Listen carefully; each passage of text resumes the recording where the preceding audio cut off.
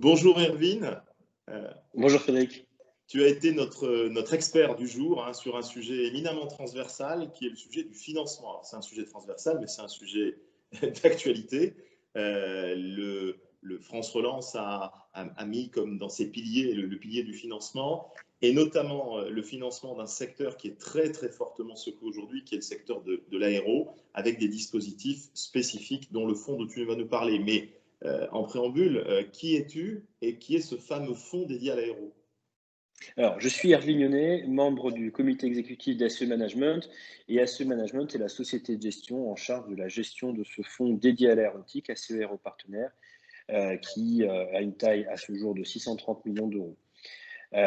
L'objectif de ce fonds, c'est évidemment, dans le contexte de plan de filière national dédié à l'aéronautique, de financer notamment des entreprises de ce secteur, à la fois dans une format de support et dans un schéma de consolidation. Les deux grandes idées que tu retiendrais?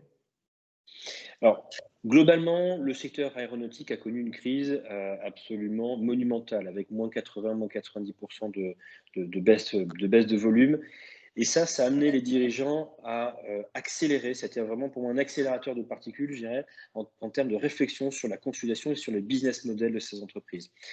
Donc, on sait qu'il y a un besoin sur la consolidation et sur de nouvelles mises en œuvre, de nouvelles usines, de nouveaux schémas de production. D'ailleurs, l'aéronautique, avec les grands donneurs d'ordre, notamment Airbus et Safran, se sont eux-mêmes réinventés en avançant de 15 ans l'objectif d'un avion décarboné. Le deuxième point, c'est que parmi toutes les mesures qui ont été annoncées dans le cadre de ce plan de filière, beaucoup de mesures sont opérationnelles et ce fonds est aujourd'hui opérationnel. Ça, c'est un point très important pour moi, c'est qu'à aujourd'hui, les dirigeants qui souhaitent bénéficier, ou en tout cas échanger sur l'éligibilité de leur projet à ce fonds, parce qu'on ne pourra malheureusement pas retenir tous les projets, en tout cas, ce fonds est éligible et l'équipe est vraiment à disposition pour échanger là-dessus. Quand tu fais la promotion de ton fonds et que tu rencontres des industriels, les deux points sur lesquels tu dois beaucoup insister, parce que ce sont les deux points qui posent problème pour un industriel qui prend une décision aussi engageante que d'ouvrir son capital. Alors, quand un dirigeant ouvre son capital, il le fait parce qu'il a un vrai projet de développement. Mais c'est vrai que quand on va ouvrir le capital, c'est un acte assez fort. Comme je disais tout à l'heure, c'est vraiment, on va inviter quelqu'un dans sa maison, surtout quand on est fondateur ou quand on est de la deuxième ou troisième génération d'une entreprise. Et d'ailleurs, chez ASE, on a beaucoup investi dans des entreprises qui ont une histoire familiale très forte.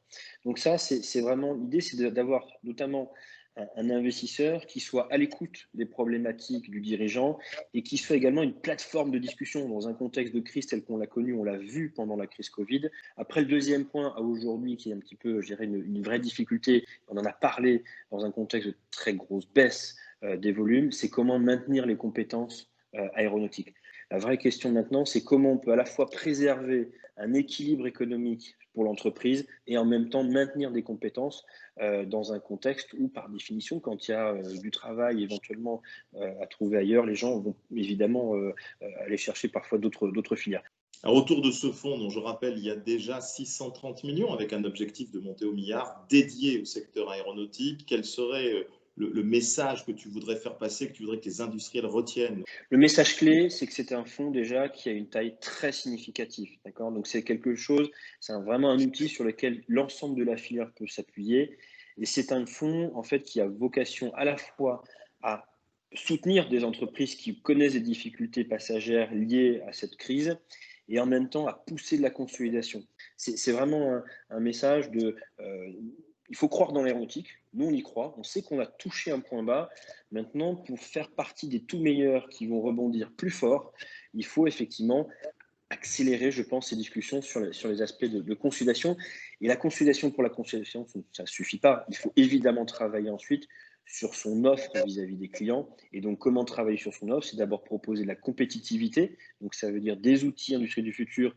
Et là, l'Alliance est particulièrement bienvenue pour aider les entrepreneurs à aller sur ce type de chemin. Et le deuxième point, c'est l'innovation. Comment accompagner aussi les grands donneurs d'ordre qui vont devoir amener de l'innovation dans leurs avions, et bien justement, comment les aider à justement trouver des innovations dans des PME ETI qui sont souvent par définition un peu plus flexibles, parfois plus rapides, plus agiles que des groupes un peu plus importants. Merci Erwin, et pour apporter de l'eau à ton moulin, il y a eu une étude de Rexecode qui est sortie il y a quelques jours et qui a interrogé les entreprises qui avaient demandé un PGE, et 30% de ces entreprises ont déclaré qu'elles ne seraient pas hostiles, elles seraient même plutôt favorables à envisager un après-PGE sous forme d'une ouverture de capital. Merci Erwin, le fonds Aéropartenaire, on aura Merci certainement Frédéric. l'occasion d'en reparler. Merci d'être venu à notre web café du jour.